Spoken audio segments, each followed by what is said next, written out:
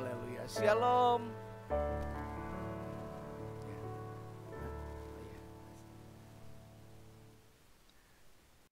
Senang sekali kita masih diberikan kasih karunia Tuhan untuk dapat kembali datang kepadanya, beribadah, memuji, menyembah, bahkan kini mendapat kesempatan untuk kembali disegarkan melalui pemberitaan firman Tuhan. Hari ini saya pikir untuk melanjutkan apa yang kemarin saya mulai ketika menanti hamba Tuhan yang masih belum hadir karena terlambat. Kira-kira kemarin kita bicara tentang bagaimana menjadi terkasih, bagaimana kita bisa menjadi yang terkasih di mata Tuhan, dan bagaimana kita bisa menghindari diri dari menjadi pribadi yang tersisih pada akhirnya. Karena banyak yang dipanggil, sedikit yang dipilih. Nah, kemarin kita bicara dari cerita tentang Ratu Wasti, sisi lain dari cerita tentang Ratu Esther yang terpilih menggantikan Ratu Wasti, dan kita melihat dari sisi daripada Ratu Wastinya, karena memang kebanyakan kita bicara tentang Ratu Esther. Nah, di dalam bacaan kemarin sudah kita baca secara lengkap 21 ayat, yaitu Esther pertama, ayat yang pertama sampai yang ke-21. Untuk bisa menyegarkan kita sekalian, mari kita perhatikan firman Allah ini dalam Esther 1 ayat 1, dan saya akan membaca kembali dari ayatnya yang ke-9. Bapak Ibu Saudara kekasih Tuhan, firman Allah di ayat yang ke-9 dari Esther pasal 1 berbunyi demikian. Juga Wasti sang ratu mengadakan perjamuan bagi semua perempuan di dalam istana Raja Ahasiweros. Pada hari yang ke-7 ketika raja riang gembira hatinya karena minum anggur, bertitalah baginda kepada Mehuman, Bista, Harbona, Bikta, Abakta, Zetar, dan Karkas, yakni ke-7 sida-sida yang bertugas di hadapan Raja Ahasiweros, supaya mereka membawa Wasti sang ratu dengan memakai mahkota kerajaan menghadap raja untuk memperlihatkan kecantikannya kepada sekalian rakyat dan pembesar-pembesar, karena sang ratu sangat elok rupanya. Tetapi Ratu Wasti menolak untuk menghadap menurut tita raja yang disampaikan oleh sida-sida itu, sehingga sangat geramlah raja dan berapi-apilah murkanya. Ayat 13.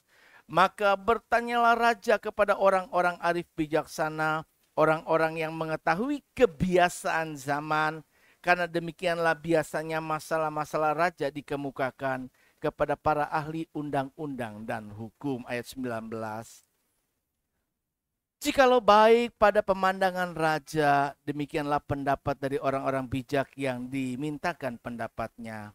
Hendaklah dikeluarkan suatu tita kerajaan dari hadapan baginda dan dituliskan di dalam undang-undang Persia dan Media, sehingga tidak dapat dicabut kembali, bahwa Wasti dilarang menghadap Raja Ahasiweros, dan bahwa raja akan mengaruniakan kedudukannya sebagai ratu kepada orang lain yang lebih baik daripadanya.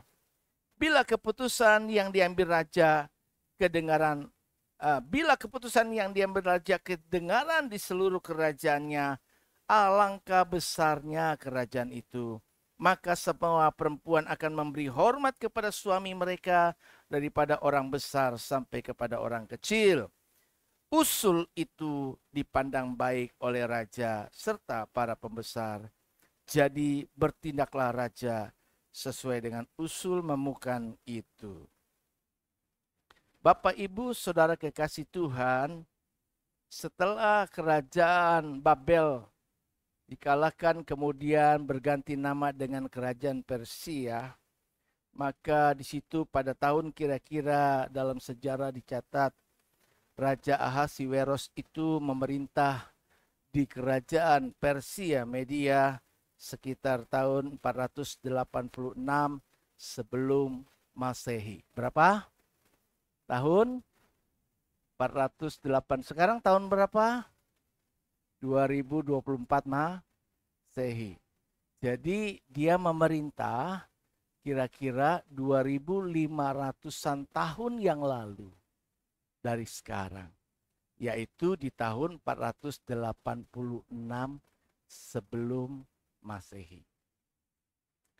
Raja Ahasiweros memerintah sekitar 21 tahun di sana sampai pada tahun pemerintahannya yang waktu itu sekitar tahun 465 sebelum Masehi. Dalam bacaan kita, Ester 1 dikisahkan bahwa sejak dalam pemerintahan Ahasiweros pada tahun yang ketiga pemerintahannya, yaitu sekitar tahun 484 sebelum Masehi atau 2508 yang lalu, begitu, diadakanlah sebuah pesta yang besar, begitu besarnya dan begitu panjangnya selama 180 hari atau kurang lebih 6 bulan. Bagi para pembesar, pejabat, wah luar biasa. Dan mereka sudah menyelesaikan 180 hari pesta yang besar itu berjalan dengan mulus baik. Dan hati raja penuh kasih karunia. Sehingga setelah 180 hari diadakan pesta itu, ditambah lagi 7 hari atau seminggu pesta khusus untuk rakyat dari yang kecil paling rendah ya, menengah ke atas begitu.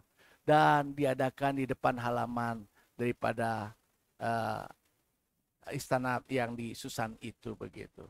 Nah, mereka semua mendapatkan jamuan yang luar biasa, bahkan minumannya tetap minuman anggur yang memang bisa disediakan untuk jamuan minuman raja.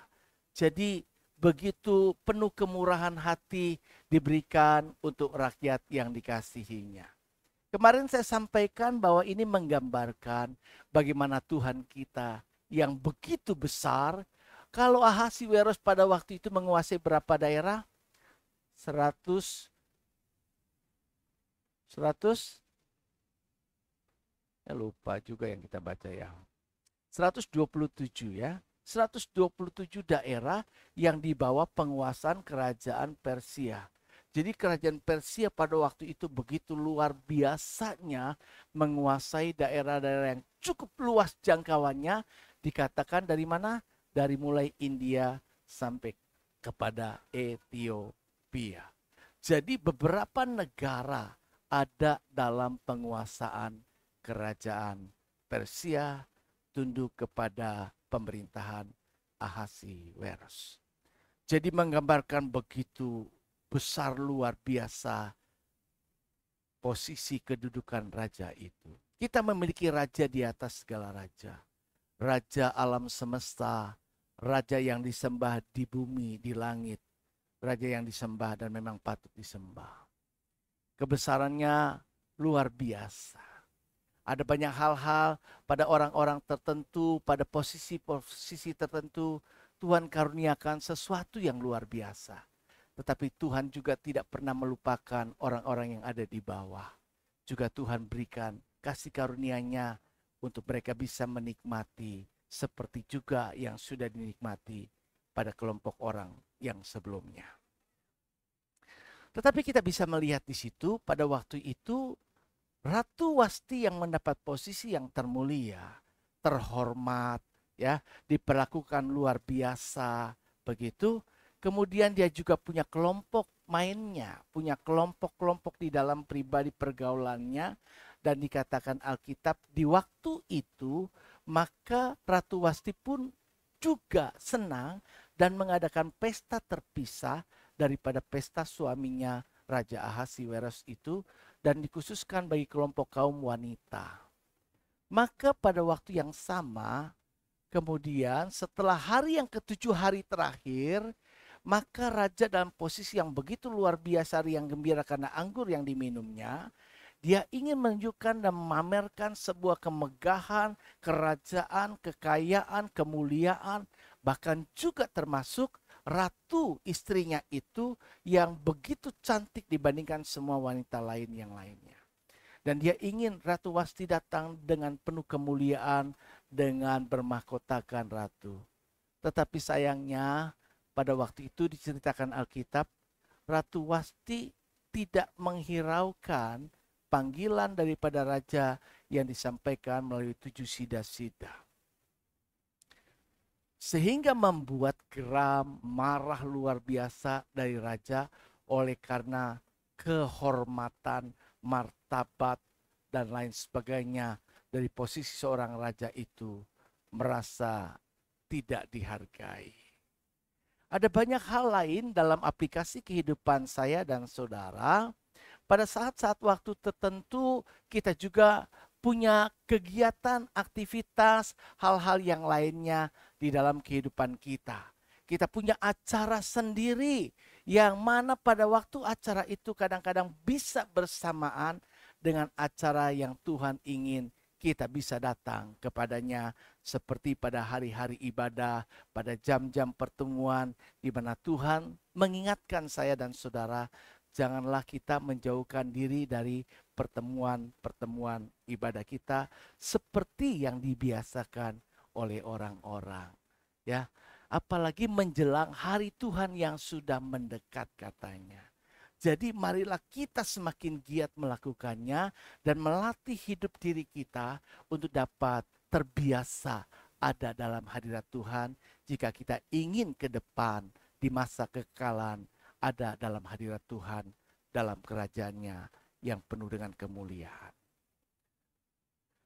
Nah, pada waktu Ratu Wasti seperti itu, maka raja menanya kepada orang-orang pintar di kerajaan, kira-kira apa yang harus aku lakukan meresponi sikap dari Ratu Wasti yang demikian. Ratu Wasti adalah ratu, seorang wanita yang terpilih, seorang yang paling dikasih, seorang yang paling dibanggakan, dan itu dinyatakan sekali oleh Alkitab, sehingga pada waktu yang termulia itu ingin dihadirkan, ingin dipertunjukkan, ingin diperlihatkan, sehingga raja pun penuh kebanggaan. Bapak Ibu, saya percaya bahwa Tuhan punya kebanggaan tersendiri dalam hidup kita. Allah punya kebanggaan seperti dia nyatakan dalam Alkitab Ayub. Allah bangga sama Ayub. Iblis datang sama dia bilang, kamu perhatikan gak hambaku Ayub? Gimana dia hidup selama ini? Tuhan ingin mau katakan, kamu tahu gak betapa Ayub itu luar biasa menyenangkan hati saya. Dia itu walaupun melimpah hartanya tapi gak lupa sama saya. Dia itu ingat sama saya, dia itu takut, dia itu saleh, dia hidup dalam kebenaran. Ada sesuatu yang dibanggakan. Ada satu hal yang Tuhan ingin supaya saya dan saudara satu ketika bisa dibanggakan di hadapan iblis yang datang kepada dia, yang ingin mencobai kehidupan saya dan saudara. Tapi apakah kebanggaan itu yang ingin Tuhan pertunjukkan pada waktunya kita siap untuk juga merespon dengan baik? Kalau kita belajar dari Ratu Wasti, sayangnya tidak. Seperti kemarin saya sampaikan, ketika saudara pertama kali terima Tuhan, menjadi juru selamat pribadi. Tahun berapa kira-kira? Setiap pribadi berbeda. Saya punya catatan hidup sendiri, saudara punya catatan hidup sendiri. Tapi begitu kita terima Tuhan menjadi juru selamat pribadi kita, maka nama kita ditulis di dalam buku kehidupan anak domba Allah. Ini adalah daftar penghuni kerajaan surga. Ini adalah daftar kartu keluarga Allah. Masuk di KK Allah. Masuk dalam buku kehidupan anak domba. Masuk dalam daftar ahli waris kerajaan surga. Begitu kita terima. Terus jaminannya apa? Tahu nggak jaminan yang kita punya apa? Sampai kita memperoleh kepastian itu sampai nanti akhirnya. Sekarang kan kita belum nih, kita masih di dunia. Tapi kan kita nanti sudah daftar tuh. Kita jadi penghuni surga nanti. Kita masuk dalam keluarga Allah yang nanti di sana itu. Tuhan kasih jaminan kepada saya dan saudara. Apa jaminannya? Nah, keselamatan. Ya Tuhan kasih keselamatan. Keselamatan itu kan belum real. Keselamatan sudah diberi kepada kita. Tapi jaminannya apa?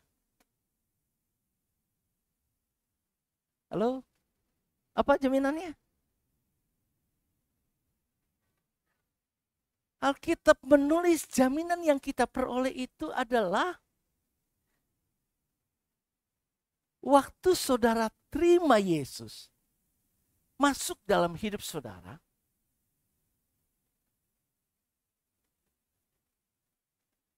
Pernah baca ada kata yang berkata Roh Yesus? Pernah dengar kata bahasa Roh Yesus? Searching di Alkitab. Ada nggak kata Roh Yesus? Ada kan? Ada. Kamu terima Yesus, berarti kamu terima siapa? Roh Yesus itu siapa? Roh Kudus. Jadi Roh Kudus itu memeteraikan kita. Roh Kudus itu ada kata ayat berkata Roh Kudus itu menjadi jaminan. Meterainya sudah. Jadi saya dan saudara yang percaya sama Tuhan itu ada Roh Kudus di dalam diri kita. Kalau Roh Kudusnya sudah tidak ada, saudara tidak punya lagi jaminan. Saudara tidak punya polis, asuransi. Saudara tidak bisa mengklaim. Saudara tidak bisa mengklaim semua janji-janji Tuhan. Saudara tidak punya hak.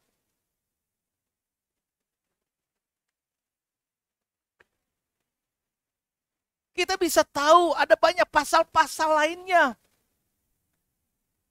Ketentuan-ketentuan Alkitab yang ada, firman Tuhan dan seterusnya. Tapi apakah kita adalah orang-orang yang punya hak? Ratu Wasti sudah berada di posisi kerajaan. Esther belum. Esther pada waktu itu tidak terbilang. Esther belum masuk dalam daftar kerajaan Persia. Ratu Wasti sudah. Dia dikawal. Dia sebagai permaisuri. Dia penuh kemuliaan. Saudara dan saya penuh kemuliaan Allah. Saudara adalah orang-orang yang terkasih. Saya dan saudara adalah orang yang dikasihi Tuhan. Dan begitu besar kasih Tuhan kepada kita. Sehingga dia bisa mengorbankan apa saja. Dia mau berkata apa yang aku miliki itulah yang kau miliki. Bukankah seringkali kita ini merasa ada banyak kekurangan padahal kita adalah orang yang terkaya karena kita memiliki Allah yang maha besar, yang maha kaya. Dia lebih dari pemilik Ancol, dia lebih dari pemilik apapun juga. Dan jaminannya Tuhan katakan berkat atas ada di atas kepala orang. Benar, ambil. Itu perbendaharaan Allah sudah nggak jauh. Dan dia hanya sejauh doh.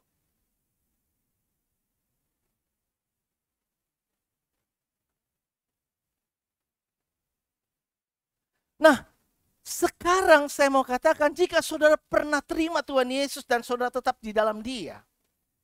Maka nama saudara sudah ada dalam buku kehidupan anak domba. Dan yang penting bagaimana mempertahankan itu tidak terhapus. Dan itu nanti kita khotbahkan di waktu yang akan datang. Kembali kepada ini. Bahwa Esther sudah masuk dalam situ. Tetapi Esther dari yang terkasih. Kita lihat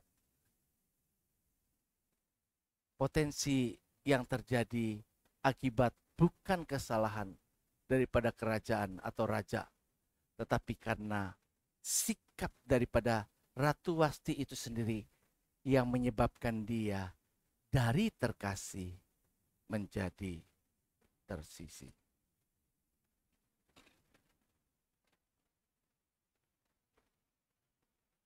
Oh iya, saya pegang kontrol ya. Oh oke. Terima kasih. Baik, Anda adalah pribadi ya, slide ya. Anda adalah pribadi terkasih yang sangat dikasih Tuhan. Yohanes 3 ayat 16, Yesaya 53 ayat 5. Kemarin saya sudah singgung. Selanjutnya, Apa ciri-ciri menjadi terkasih? Apa ciri-ciri menjadi terkasih? Ingat yang pernah saya sampaikan lagi itu dengan tema menjadi anak kesayangan Tuhan? Pasti lupa. Masih ada catatannya?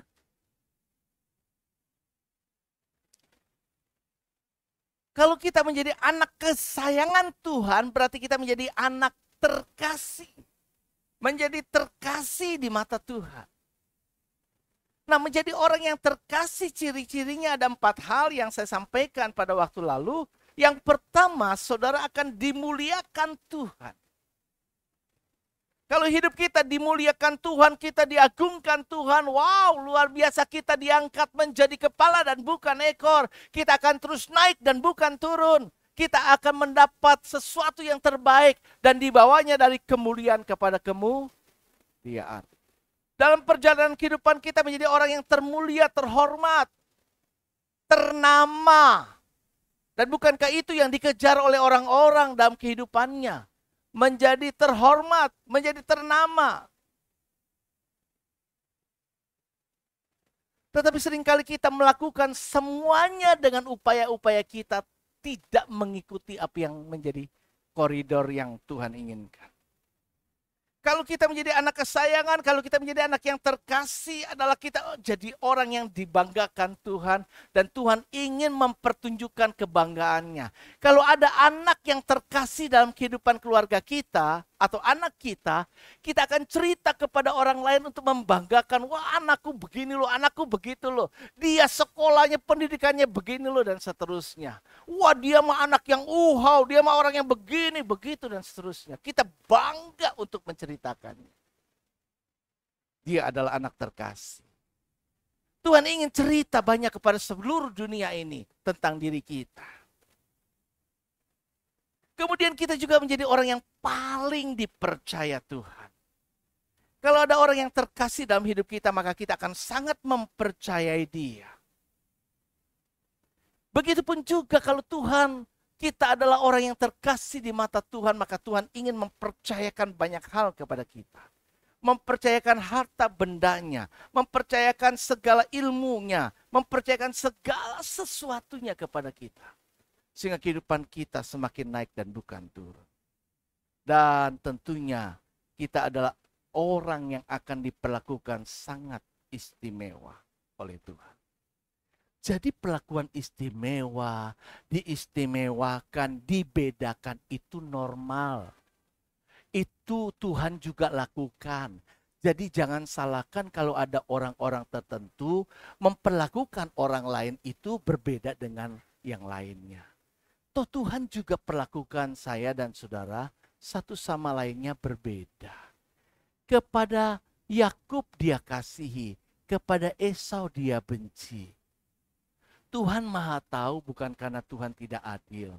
Dia tahu apa yang kelak akan respon kita ke depan, sehingga dia tahu akhir hidup kita. Dan apakah kita adalah orang-orang yang kelak akan menerima janji Allah atau tidak. Pagi tadi saya sampaikan sebuah renungan. Bagaimana umat Israel yang keluar dari Mesir harusnya menikmati negeri perjanjian. Tapi dalam perjalanan Tuhan tuntun dengan penuh rahmat kebaikan. Tapi responnya hanya berkeluh kesah. Kemudian cuma mau nikmat, terkenang di masa-masa yang enak. Tidak mau meninggalkan zona nyaman, menghadapi kesulitan. Apa enggak ada kuburan Tuhan di Mesir sehingga engkau bawa kami untuk mati di sini dan seterusnya. Pikirannya selalu negatif, negatif, negatif, negatif, negatif. Tidak bisa melihat sisi baik dari Tuhan yang ingin membawa kita kepada kemuliaan, kepada apa yang Tuhan janjikan. Selalu kita punya radar lalat ketimbang lebah.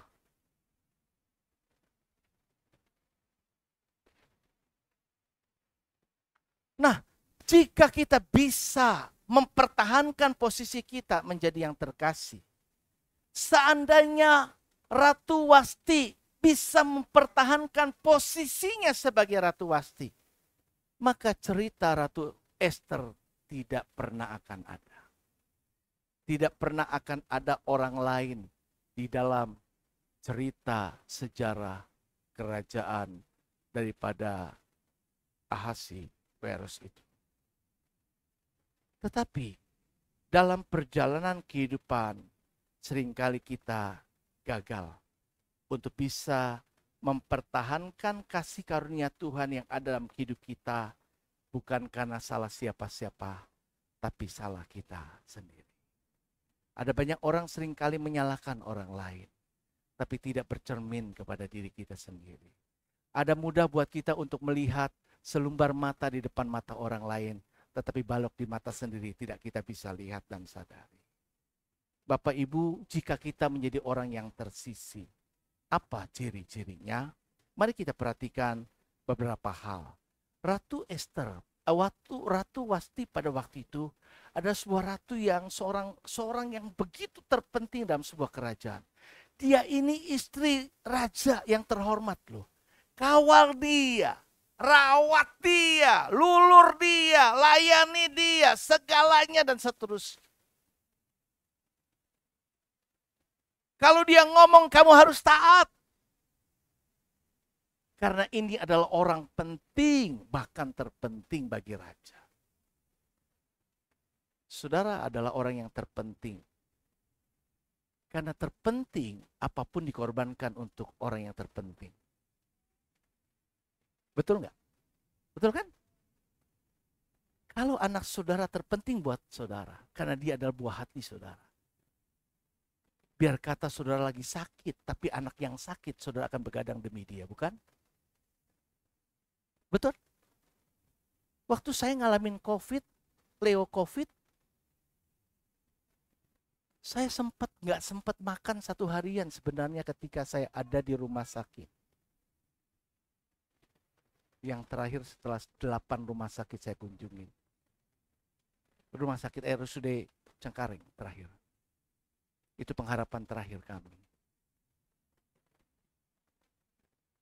Leo dibaring di hamparan sampai menjelang pagi, nyamuk banyak. Sampai akhir dia, "Pak, pulang. Di sini saya nggak kuat karena nggak dapat tempat yang layak.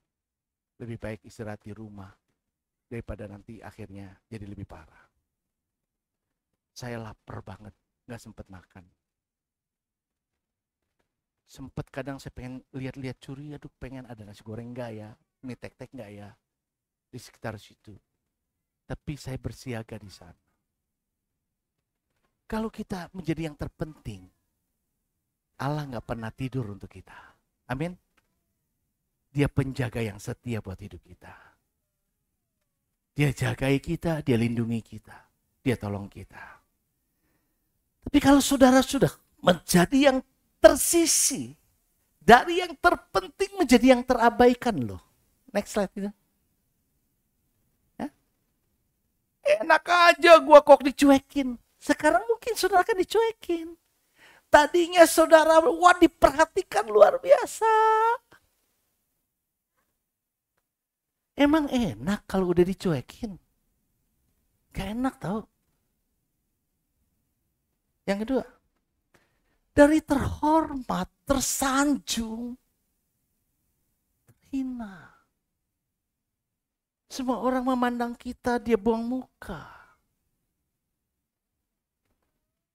Gimana perasaan ini? Yang tadinya terhormat.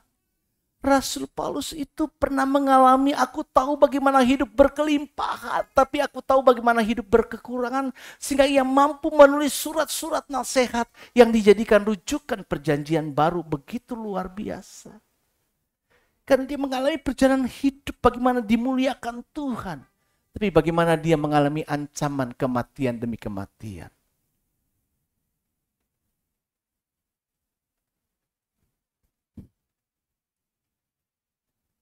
Jangan sampai kita sudah jadi terhina, baru kita nyesel. Mendingan ketika kita masih terhormat, masih tersanjung, masih dihargai, pertahankan itu.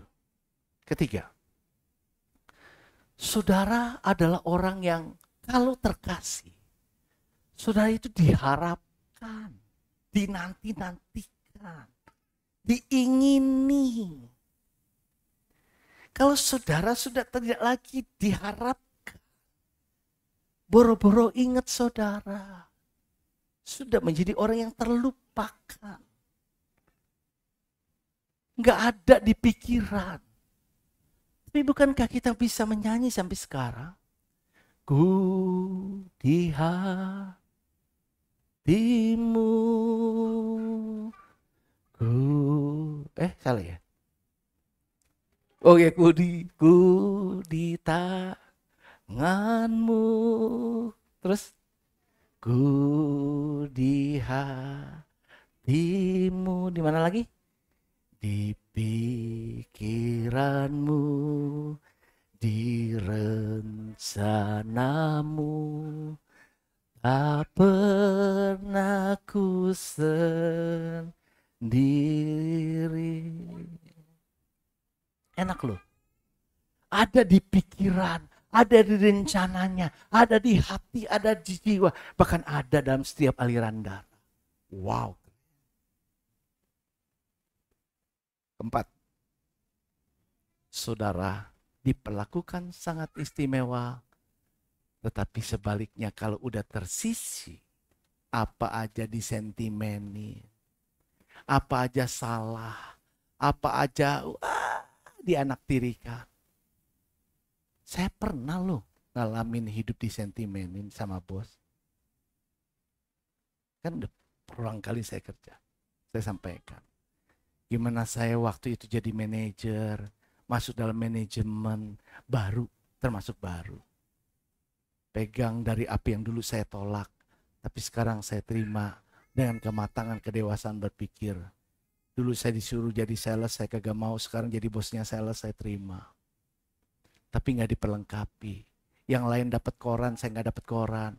Yang lain dapat training, saya nggak dapat training. Yang lain dapat begini dan seterusnya dan sebagainya. Kemudian di manajemen, kemudian orang-orang mengakui saya, Pak Paulus jadi salah satu trainer. Tidak, kata bos, dia yang harus di training. Di depan banyak orang dia ngomong gitu. Gimana rasanya ini?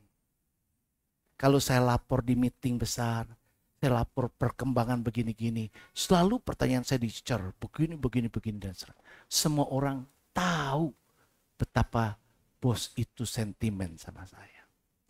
Setiap pagi sebelum saya kerja, hati rasanya berat, saya berdoa nangis, Tuhan.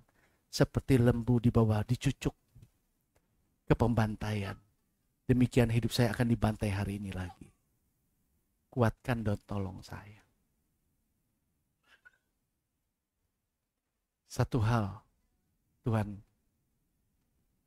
saya tetap saya. Saya punya Tuhan dan saya lakukan yang terbaik. Bos saya orang Amerika. Dia cuma gentleman berkata gini. Number speak for themselves. Artinya, angka prestasimu apa yang kau kerjakan akan berbicara untuk dirimu sendiri. Apa yang saya dan saudara kerjakan hari ini akan berbicara di hadapan Tuhan untuk saya dan saudara. Kalau saudara ingin menjadi yang terkasih, yang kalian lakukan akan berbicara di hadapan Tuhan. Itu yang saya konsentrasi. Saya tunjukkan prestasi berbalik tangan dalam waktu yang singkat. Saya punya prestasi yang menanjak luar biasa, bahkan break history, melampaui sejarah dunia pelayaran. Sehingga saya terkenal di dunia pelayaran. Saya balikkan semuanya. Keadaan dulu merosot tajam, tapi saya menjadi yang terbaik.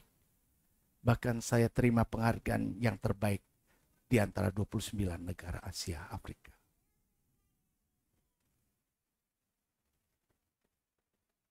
Kemudian berbalik bosnya. Where is my body? Mana orangku? Jadi orang yang dibanggakan. Sampai teman-teman bilang, Pak Paulus, dicari bos tuh, dicari bos.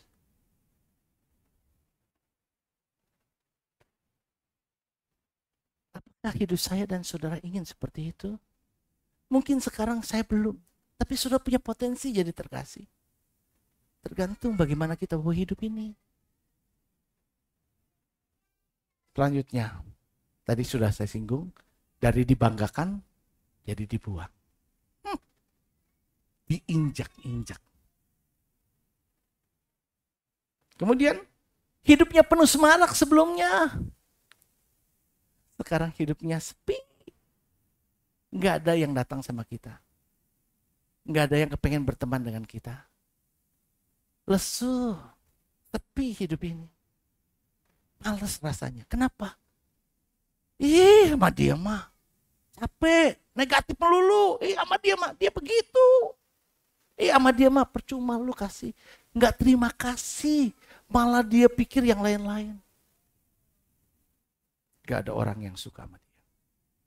Sebelumnya, wah, jadi apa aja dia. Jadi apa aja dia. Jangan sombong ketika saudara dibutuhkan. Hargai itu. Ketika hidup kita masih penuh semarak, masih ada banyak orang yang dekat dengan kita. Jangan sombong. Tadi saudara, selanjutnya kita, ini semuanya ada gambaran dari, saya ambil kesimpulan dari Ratu Wasti. Ini Ratu Wasti di Alkitab di pasal yang pertama menarik disitakan. Pasal-pasal berikutnya. Udah, lewat. Gak ada lagi. Menarik disitakan karena ceritanya udah memalukan. Udah. Selanjutnya slide, dari diceritakan menjadi tidak diceritakan lagi. Orang gak lagi peduli. I don't care. Lu mau ngapain terserah lu. Kalau sampai kita udah digituin sama Tuhan, lu mau ngapain terserah lu. Ya terserah lu. Makanya kita bilang gak usah sirik dengan orang jahat. Kok orang jahat panjang umurnya? Kok orang jahat dia kayaknya diberkati ya? Tenang aja, jangan takut. Itu belum diberkati tuh. Tapi Tuhan biarkan dia. Ya udah nggak peduli lah. Lu udah maunya mau lu. Kalau lu mau hidupnya cuma suka-suka lu, maunya lu doang, ya sudah. Sudah. Oh, kalau sudah kayak gitu, tahu jemaat terakhir Laodikia. Apa? Jika engkau tidak panas, jika engkau tidak dingin, engkau suam-suam kuku, engkau akan dimun. Ada orang yang akan mengambil muntahan. Jijik.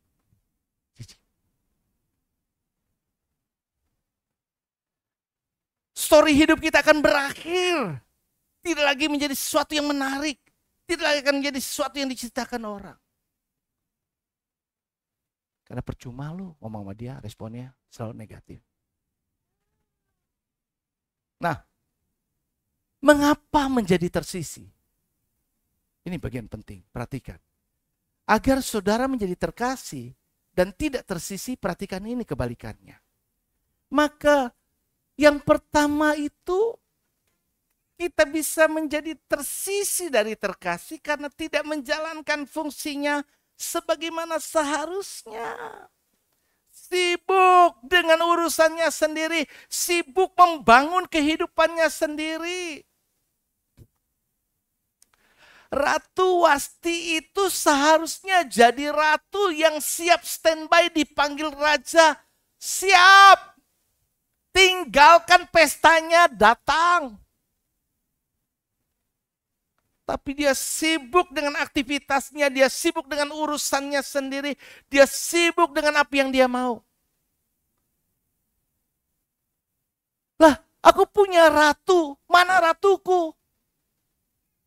Maka sepertinya pada waktu itu Raja Ahasiweros, gue punya ratu tapi seperti gak punya ratu. Maka fungsi ratu tersingkirkan. Kalau gitu gue punya dia, nggak punya dia, nggak ada beda. Sekalian aja beresin.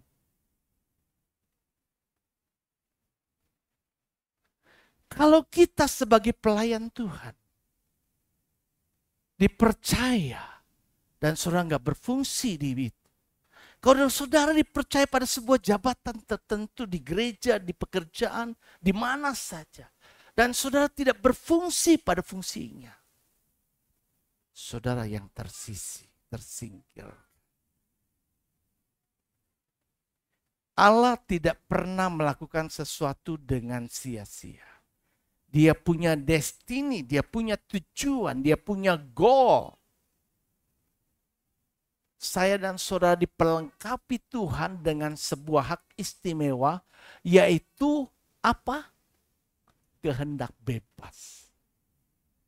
Kehendak bebas ini diberikan kepada manusia karena Allah tidak ingin mendikte saudara. Kehendak bebas ini diberikan kepada manusia karena Allah tidak ingin manusia bersikap seperti robot. Nunggu Tuhan mau, perintah apa baru saya lakukan. Tapi punya kehendak bebas, pilihan yang menentukan dari keputusan kita untuk menyenangkannya. Mengerti kenapa Tuhan izinkan saya hadir di sini. Kenapa Tuhan izinkan saya lahir? Kenapa Tuhan izinkan saya ada di tengah-tengah keluarga ini? Mengerti panggilan Tuhan dan fungsi kita. Bagaimana peran kita seharusnya. Jika kita tahu menggunakan posisi kita dan berfungsi dengan baik dan maksimal, saudara akan terpakai. Bahkan semakin saudara terpakai, semakin saudara menjadi anak emas, diperlakukan istimewa, saudara akan menjadi yang terkasih. Gaji saudara akan naik dan seterusnya. Waktu saya sudah sibuk dengan pekerjaan saya, kemudian kepala cabang Bandung waktu itu keluar. Maka di antara semua yang lain, yang di posisi selevel dengan saya, maka dari HRD rekomendasi, dari beberapa yang rekomendasi, kemudian bos menilai pekerjaan saya dari histori saya sebelumnya. Kemudian dia panggil saya, Paulus, bisakah aku tugaskan engkau untuk pegang bantu di Bandung sementara tidak ada kepala cabang? Siap. Saya sibuk dengan pekerjaan utama saya.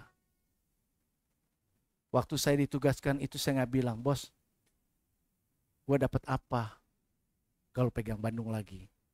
Tidak. Tapi bos pikirkan ketika saya memikirkan perusahaan.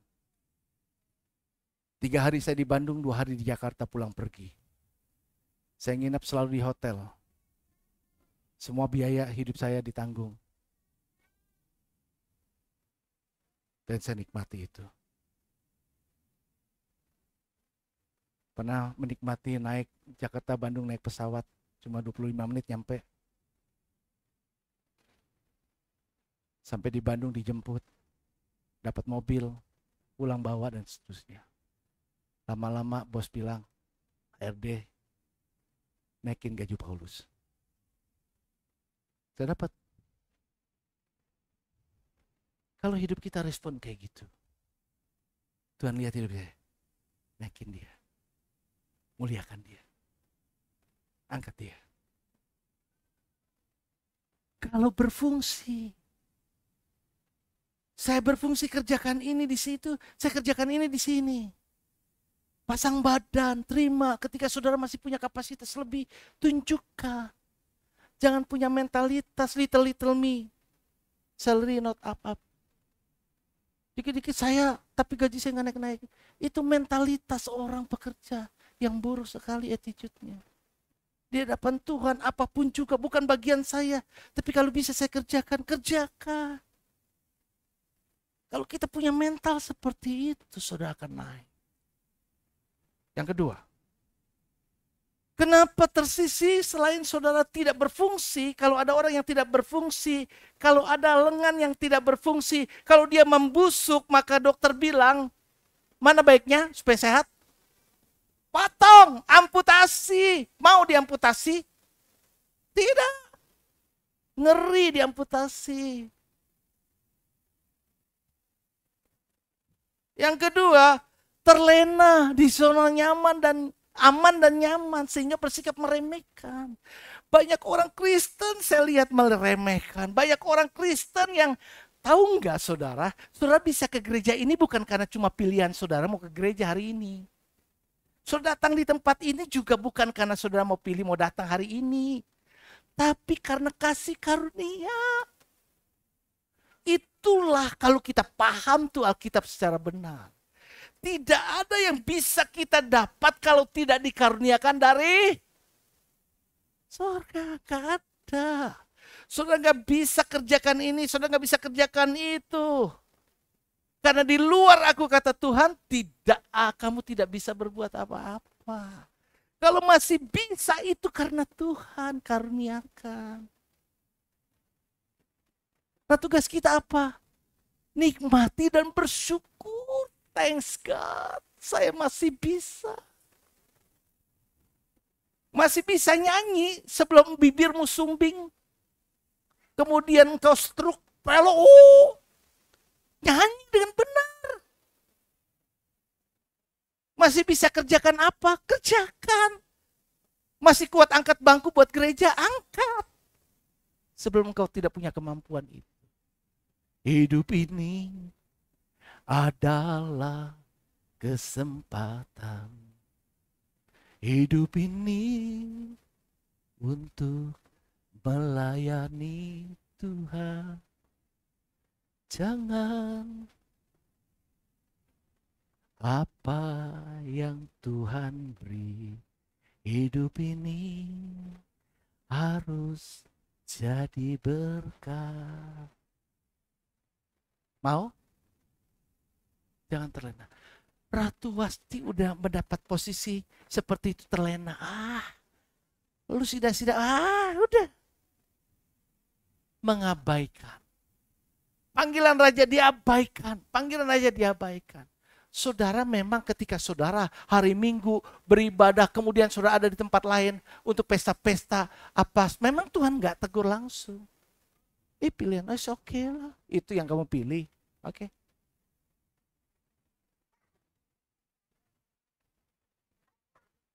Tiga. Sombong. Ini. Firman Allah berkata, kecongkakan mendahului kehancuran, tinggi hati mendahului kejatuhan. Tinggi hati mendahului kehancuran, tetapi kerendahan hati mendahului kehormatan. Kalau yang baca renungan tadi pagi di grup.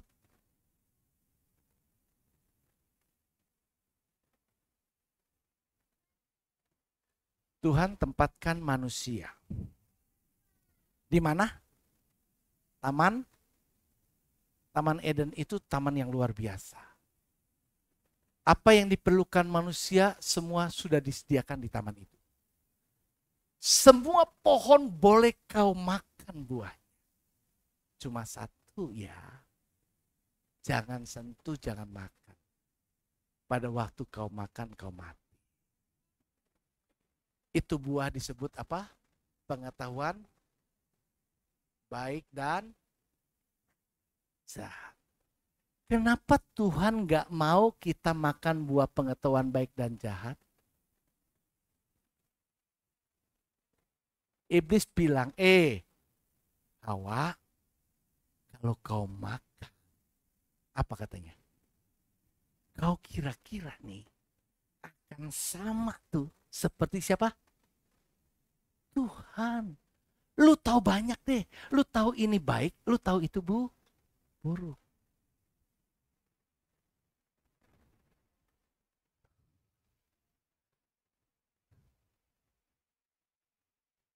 Nah, dengan tahu yang baik, tahu yang buruk, manusia menggunakan akalnya sendiri dan tidak bergantung lagi kepada tuntunan Tuhan.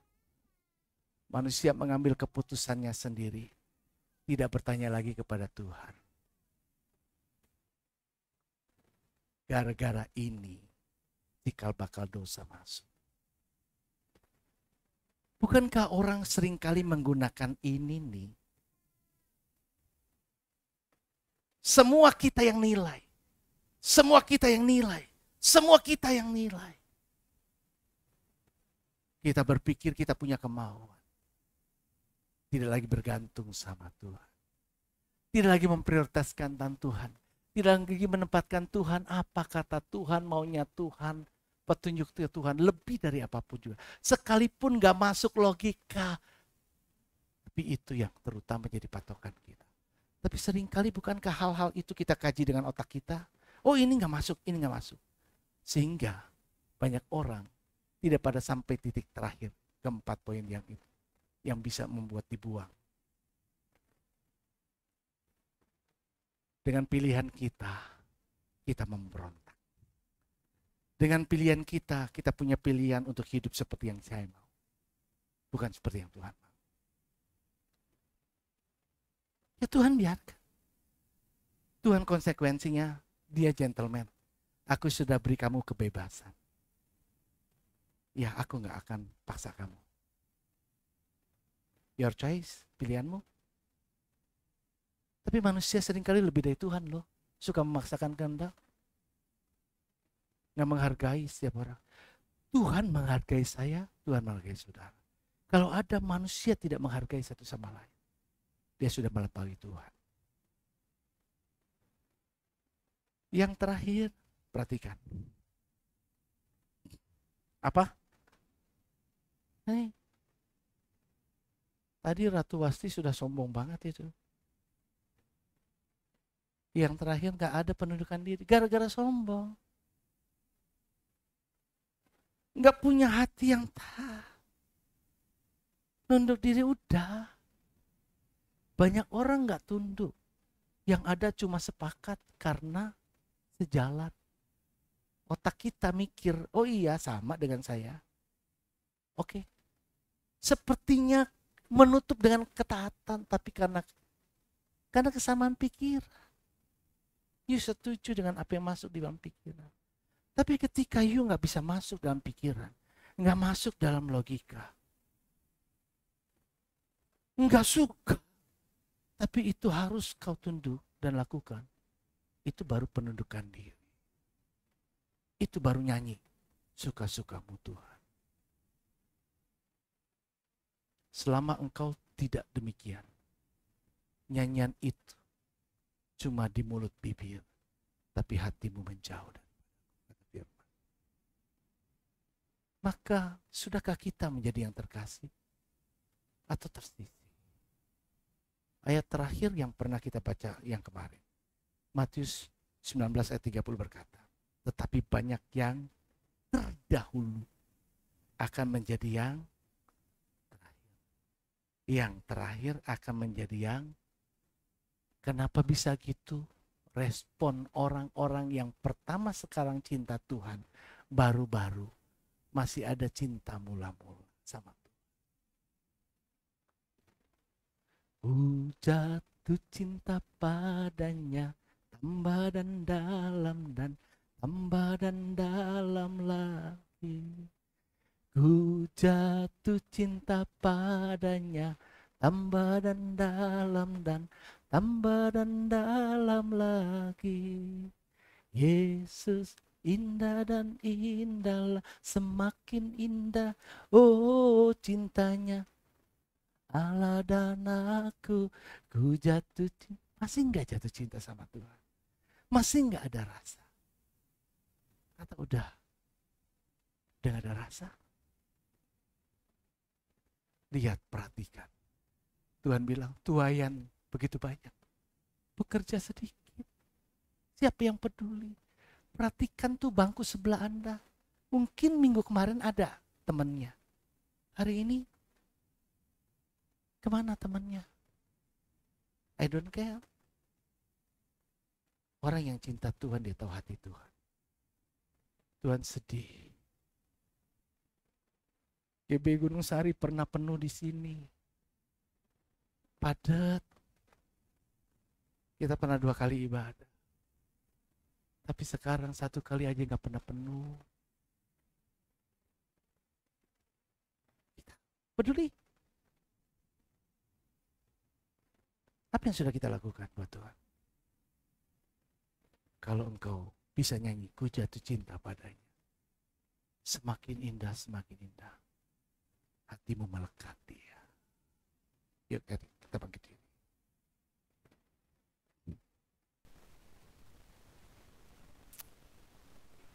Siapakah aku ini Tuhan?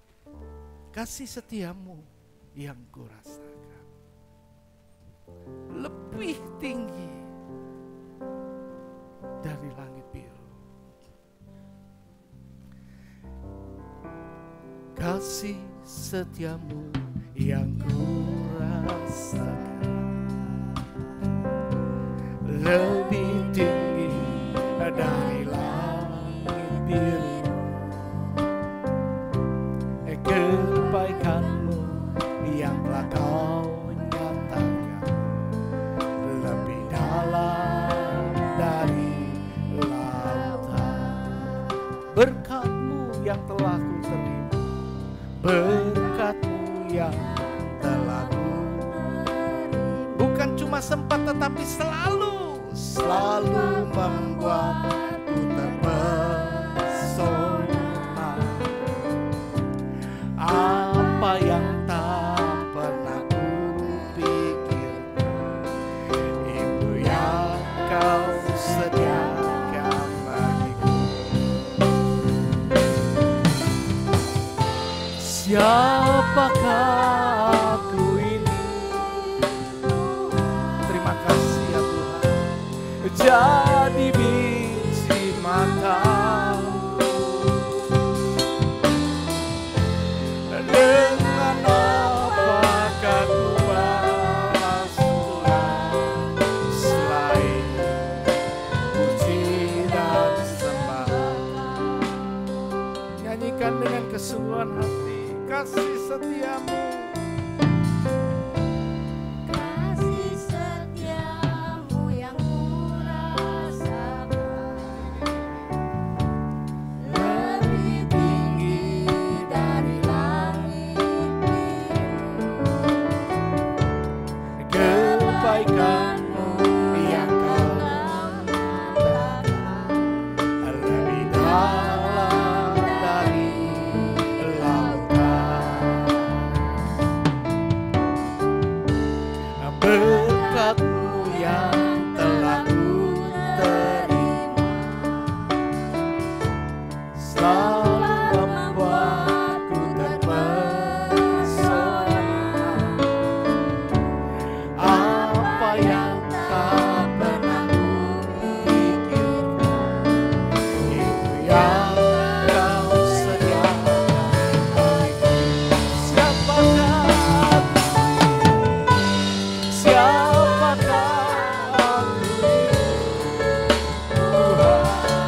Oh, jadi biji mata. Terima kasih ya Tuhan. Bahkan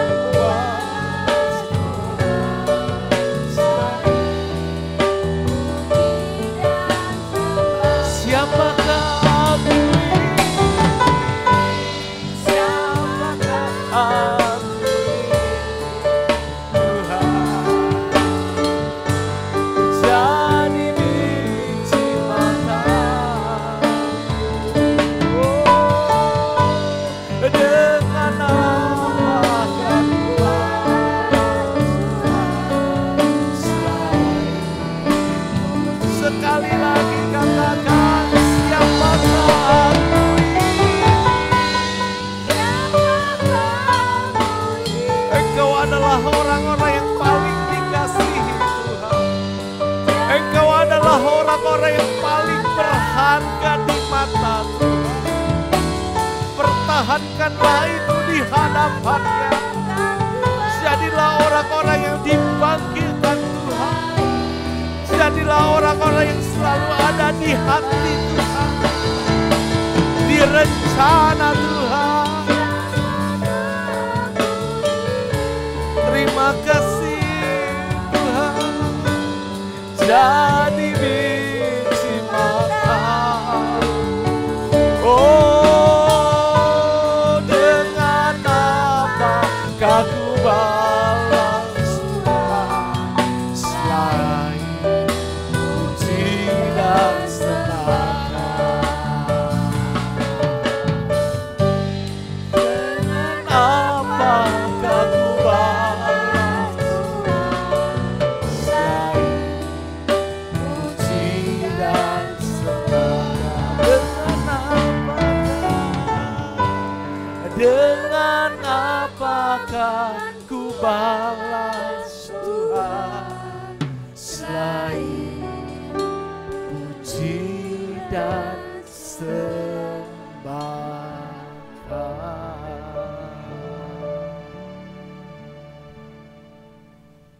Nanti berkenan kiranya Miming akan pimpin kita dalam doa. Mengucap syukur Tuhan untuk firman yang sudah ditaburkan pada hari ini Tuhan. Jadikan kami semua sebagai orang-orang yang tetap terkasih di mata-Mu ya Allah. Jangan biarkan kami tersisih, jangan biarkan kami mengabaikan apa yang Tuhan firmankan dalam hidup kami. Jadilah kami Tuhan sebagai pelaku-pelaku firman-Mu Tuhan, di dalam takut akan Engkau, taat dan mengasihi Engkau lebih lagi Bapa. Terima kasih Tuhan, biarlah kami terus bergantung sepenuhnya kepadamu Tuhan, seperti kepada pokok anggur yang benar itu, yaitu Engkau Tuhan dan firman-Mu. Terima kasih Tuhan, kami percaya Tuhan sudah memberkati kami semua lewat firman-Mu. Bahkan hamba-Mu Bapak Gembala Paulus Pujianto juga Tuhan sudah berkati Tuhan. Kau berikan hikmat bahkan kekuatan yang ekstra yang daripada-Mu Tuhan dalam mengembalakan jemaat-Mu di tempat ini Tuhan, GBI Gunung Sari. Terima kasih ya Allah, hanya di dalam nama Tuhan Yesus Kristus kami ucap syukur dan berdoa. Haleluya. Amin.